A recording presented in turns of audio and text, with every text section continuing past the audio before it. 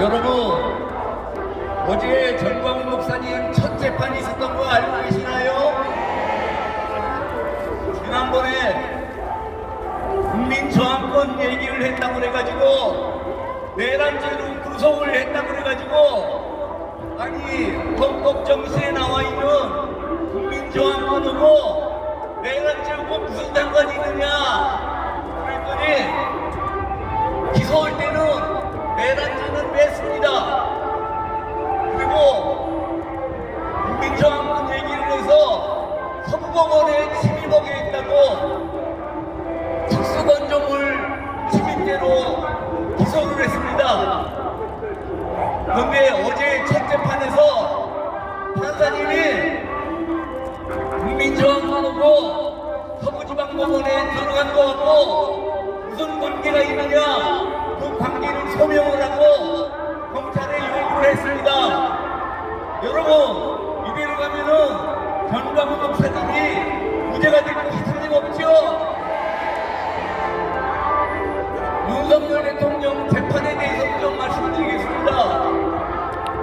윤석열 대통령이 내란죄로 재판을 받았는데 지난번에 무기징역이 선고됐습니다.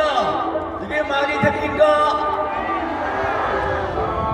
내란죄로 삼은 근거가 뭐냐면은 비상계엄이 선포되고 군인들이 피해를 왔다는 겁니다. 그런데 비상계엄이 선포되면은 군인들이 국회에 들어가는 건 당연한 거 아닙니까?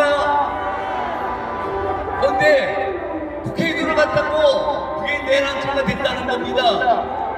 저는 헌법과 개헌법을 아무리 찾아봐도 비상계엄에서 군인들이 국회에 들어가지 말라는 규정이 없었습니다. 이건 말도 안 된다고 생각이 됐는데 이 사람들이 그걸 읽었는지 작년 7월 22일에 개헌법을 개정을 해가지고 비상계엄이 선포돼도 군인들이 국회에 들어가면 안 된다, 회의를 방해하면 안 된다, 이렇게 개헌법을 개정을 했습니다.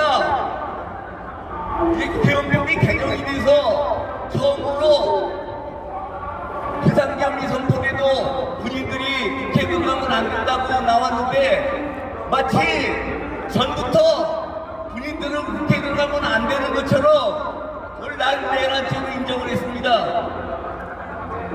또 윤석열 대통령 재판이 얼마나 불공평하고 억지스러운지 그 말씀을 좀 드리겠습니다.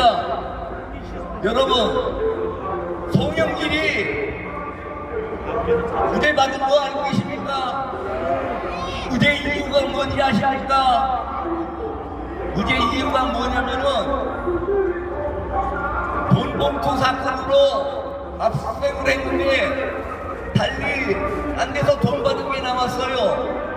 그런데 돈봉투 사건으로 압수수색을 하다가 딴 증거가 나왔기 때문에 그 증거는 불법이라고 해가지고 증거로 인정할 수 없다, 그래가지고 무죄가 나온 겁니다. 이거를 보면은 윤석열 대통령이 얼마나 편파적으로 억울한 재판을 받는지 알 수 있습니다. 많은 것 중에 두 가지만 말씀을 드리겠습니다. 첫 번째, 영장 쇼핑 얘기입니다. 여러분, 윤석열 대통령에 대한 영장이 서부지방법원에 처음 청구된 걸로 아시죠? 맞습니까? 그런데 서부지방법원에 처음 청구된 게 아니었습니다. 원래 관할인 중앙지방법원에 영장 청구를 했다가 기각되니까 서부지방법원에 처음 청구한 것처럼 속에서 영장을 청구한 겁니다.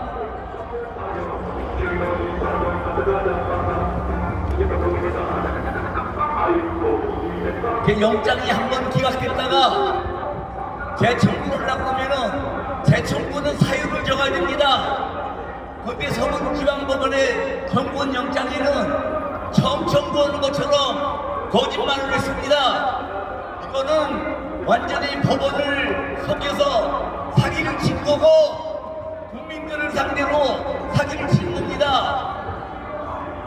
이렇게 영장 쇼핑을 해가지고 구속이 됐는데 그거를 정부 증거로 인정해가지고 유죄 판결을 했는데 성룡기획 사건으로 비교해보면은 얼마나 불공평한지 알고 있겠죠. 또 마지막으로 시간이 없다 그러네요. 간단하게 끝내겠습니다. 공수처는 내란지 수사권 정도는 거 아시죠? 그런데 공수처에 수사권이 있답니다. 왜 있느냐? 공적수사본부고 경찰하고 공적수사본부를 구성했기 때문에 가능하답니다. 여러분, 그런데 공적수사본부를 이게 법에 있습니까? 법에도 없는 놈을 그러면은 대통령의 허가를 받아서 조직해야 되는데 대통령 허가도 안 받고 지네들 멋대로 작당해서 공적수사본부를 만들었는데 공적수사본부를 구성했다고 그래가지고 공수처에 내란지 수사권이 생긴다는 게 말이 됩니까? 공적수사본부를 만든 것 자체가 대통령실하고 상관도 없이 지네들끼리 민변, 우리법연구회, 국제인권법연구회 이렇게 작당을 해서 기구를 만들고 더불어민주당 지시를 받아서 윤석열 대통령을 구속한 겁니다. 이거는 이거 자체가 반역이고 반란인 걸 아시겠죠? 예.